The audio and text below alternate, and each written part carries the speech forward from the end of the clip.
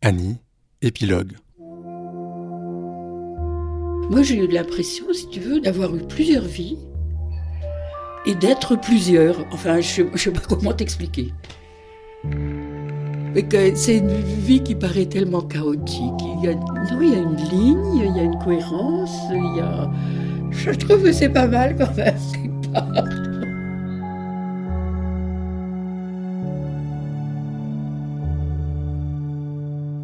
3, 2, 1. C'est quoi ta vie aujourd'hui ? Ma vie aujourd'hui, il se trouve que j'ai de très bonnes relations avec mes enfants. Ah, pour moi, ce sont des personnes, si tu veux. C'est certes mes enfants, mais en même temps, ce sont des personnes. Je pense que si c'était pas mes enfants, je les aimerais.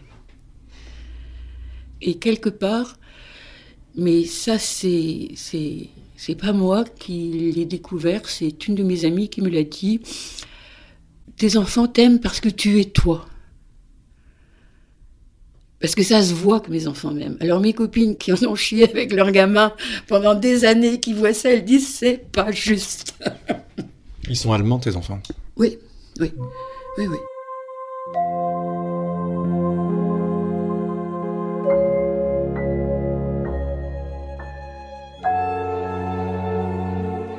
Mes enfants, je les vois pas tous les jours, mais ça, c'est une habitude depuis des années. Je vis de cette manière-là. On se voit de temps en temps. Quand on se voit sur plusieurs jours. C'est très intense. Et puis après, on se voit plus. On se revoit, que ce soit en France, que ce soit en Allemagne. Voilà, on passe une semaine ensemble, 3 jours ensemble, 10 jours, jamais plus. Moi, je les trouve beaux, mes enfants. Beaux ? Ouais. Alors, Janie, elle est grande, brune, qui a du succès auprès des hommes, elle a beaucoup de charme. Mon fils, c'est un batteur, aux longs cheveux blonds bouclés, qui a des beaux yeux bleus. C'est très chouette d'être avec eux. Comme je t'ai dit, je le suis pas souvent, mais avec bonheur. Et le fait d'habiter loin, c'est une manière de vivre qui peut être très chouette en fait. Moi je vois les copines qui ont leurs enfants qui habitent à quelques rues ou à quelques kilomètres, qui passent leur temps à aller à s'en occuper, et ça fait tout d'un coup partie de leur vie.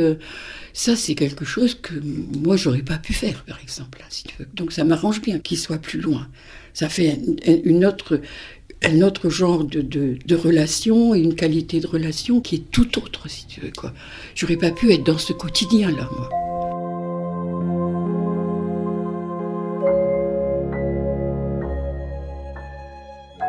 C'est comme si j'avais, avec mes enfants, une famille reconstituée. En fait, c'est très curieux, mais, tu vois.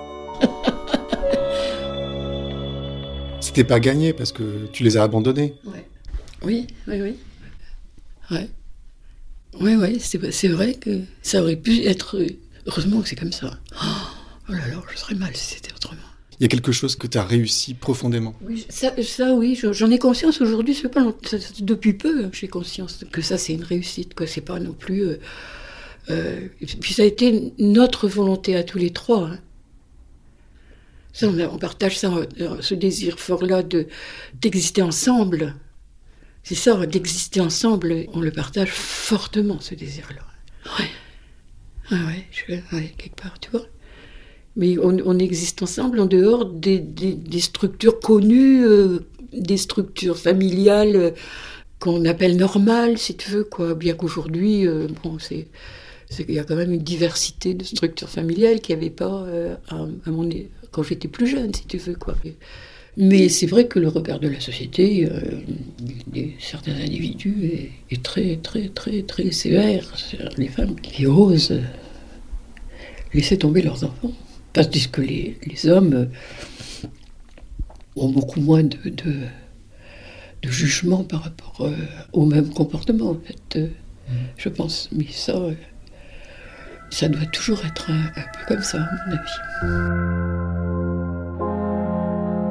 Oh, Jean! Ça, ces gens, ils m'embêtent. C'est qui, Jean? C'est un message, ils m'embêtent. C'est ton copain? Ouais, tu réponds pas. Je vais le rappeler tout à l'heure. Ah. Alors c'est qui ce Jean qui s'invite dans nos conversations? Alors, Jean qui s'invite dans notre conversation, c'est l'homme avec lequel je vis et que j'ai rencontré en 1993.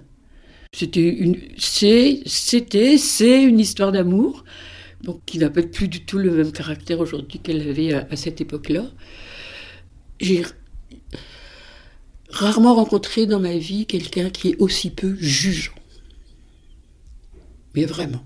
Parce que toi, t'avais peur qu'on te juge? Ouais. Par rapport à la norme établie, je sais pas, par rapport à ce qui est bien, ce qui est pas bien, ce qui se fait, ce qui se fait pas. Les gens jugent beaucoup, hein. Tu dois remarquer autour de toi quand même que c'est quand même fort partagé le fait de juger ce que fait l'autre, ou ce qu'il a fait, ou comment il a vécu. Faut être très très forte pour se dire, oui, j'existe, je suis là, mais je suis pas comme vous, mais j'existe autant et j'ai autant de valeur que vous, si tu veux, quoi. Ça, il faut apprendre à faire ça. Mais ça, tu peux le faire parce que tu rencontres d'autres qui certes ont eu des vies différentes des tiennes, mais qui sont assez ouverts pour comprendre, pour ne pas être jugeants, ou n'ont pas peur d'aborder un peu la complexité de ce que tu es, quand même, parce que tout ça, c'est d'une grande complexité, quand même, quelque part. Est-ce que tu es une vieille dame? Je le dis des fois que je suis une vieille dame, mais j'y crois pas beaucoup, si tu veux, quoi, parce que oui, des fois je me regarde dans la glace, je vois quand je suis dans les transports en commun et qu'il y a quelqu'un de plus jeune qui me cède sa place, je sais que je suis une vieille dame, mais je ne le ressens pas du tout. Même pas physiquement, si tu veux, quoi. Même pas physiquement. Pour moi, vieillir, c'est progresser. Pour moi, vieillir, c'est apprendre. C'est acquérir encore et encore d'autres compétences que celles que j'ai acquises tout au long de ma vie. Pour moi, vieillir, c'est pas perdre, c'est pas des pertes, c'est des acquis de continuer dans sa vie à avoir des acquis.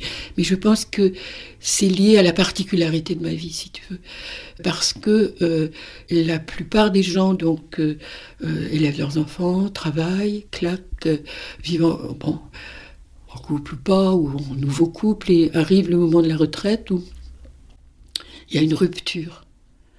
Moi, ma vie, n'est faite que d'une succession de ruptures, si tu veux, quoi. Et là, depuis une quinzaine d'années, j'avance sans rupture, si tu veux, quoi. C'est-à-dire que les ruptures ont déjà été faites. Elles ont déjà été faites.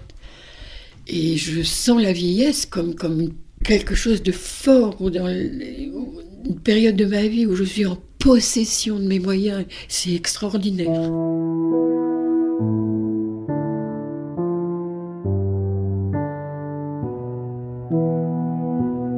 Quand tu parlais de ton enfance, tu me disais que tu avais souvent peur. Est-ce que tu as toujours peur aujourd'hui? Oui, j'ai quelques peurs, mais enfin, par exemple, aujourd'hui, j'ai peur des attentats. C'est curieux. Pourquoi tu dis c'est curieux? Je trouve c'est curieux parce qu'il y a un moment, effectivement, j'ai envisagé, comme tu dis, de prendre les armes, ce qui est bien un grand mot, mais parce qu'il n'y avait pas d'armes, mais j'ai envisagé de faire la politique avec de la violence. Tu vois, quand même.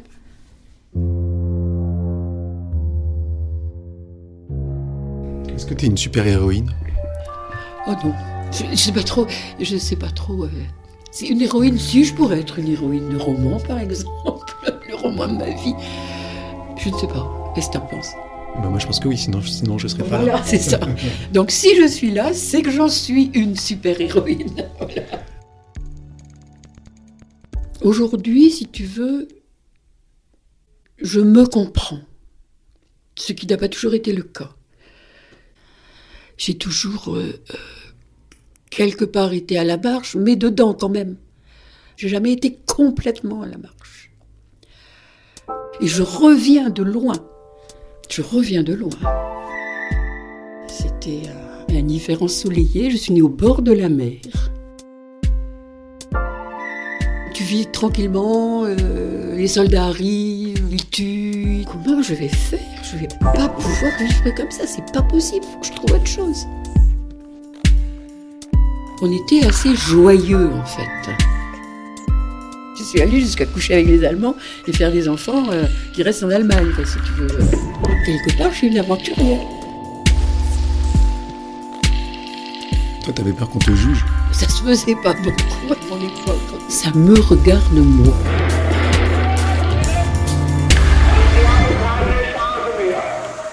Oui, si on regarde ma vie, on peut dire ça, c'est une aventurière.